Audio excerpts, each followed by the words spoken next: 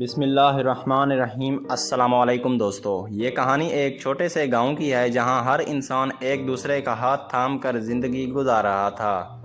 گاؤں میں ایک نوجوان لڑکی رہتی تھی جس کا نام فاطمہ تھا۔ وہ نہ صرف خوبصورت تھی بلکہ دل سے بھی بہت نرم تھی۔ اس کا خواب تھا کہ وہ بڑے شہر جا کر تعلیم حاصل کرے گی تاکہ وہ اپنے گاؤں کے لوگوں کی مدد کر سکے۔ فاطمہ کا ایک دوست تھا، اس کا نام احمد تھا۔ احمد بھی گاؤں کا ایک محنتی لڑکا تھا، لیکن اس کی زندگی میں ایک درد تھا۔ وہ گاؤں کے اسکول میں استاد بننے کی آرزو رکھتا تھا، لیکن اس کے والدین کی مالی حالت ایسی نہیں تھی کہ وہ اسے شہر بھیج کر تعلیم دلوا سکیں۔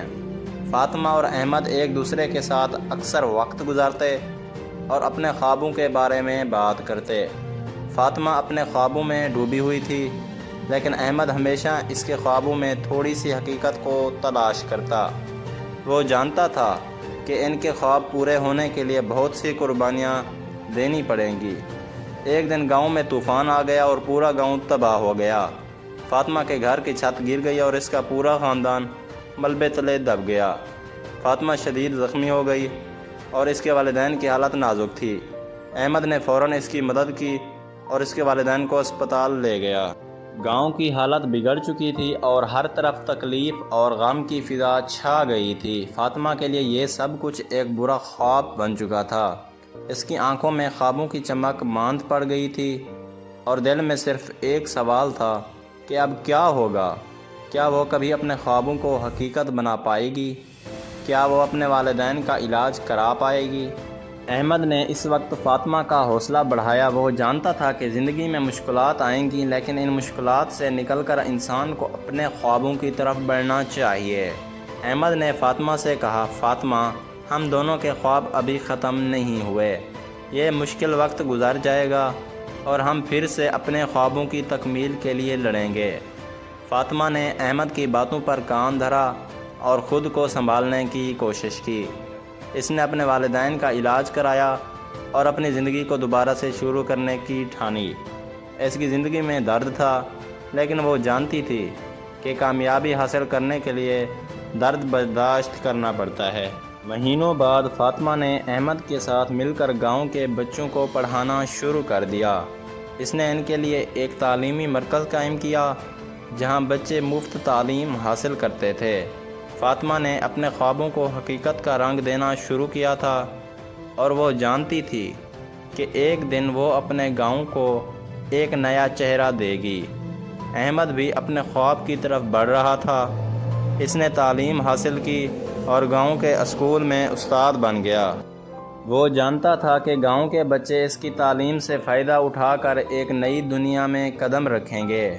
سالوں بعد گاؤں کی حالت بہتر ہو گئی۔ فاطمہ اور احمد کے خواب حقیقت بن چکے تھے۔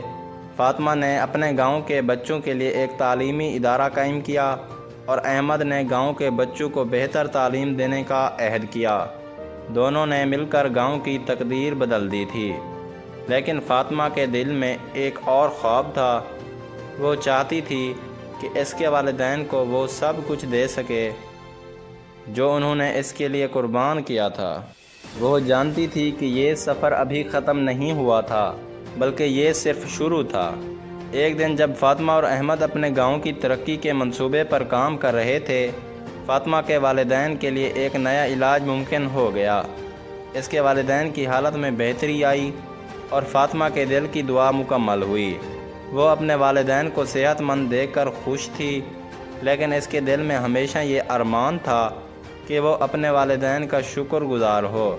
فاطمہ نے اپنے والدین کے لیے ایک خوبصورت گھر بنایا اور احمد نے گاؤں کے بچوں کے لیے ایک تعلیمی اسکول قائم کیا۔ گاؤں کی تقدیر بدل چکی تھی اور دونوں کے خواب حقیقت بن چکے تھے۔ یہ کہانی اس بات کی نشاندہی کرتی ہے کہ زندگی میں مشکلات آئیں گی، لیکن اگر انسان اپنے خوابوں کو حقیقت بنانے کی لگن رکھے تو وہ کسی بھی مشکل سے لڑ کر اپنے خوابوں کو حقیقت میں بدل سکتا ہے۔ مزید ایسی کہانیوں کے لیے میرے چینل کو لازمی لائک اور سبسکرائب کریں اور ساتھ میں دیے گئے گھنٹی کے نشان کو دبانا نہ بھولیں۔ شکریہ دوستو۔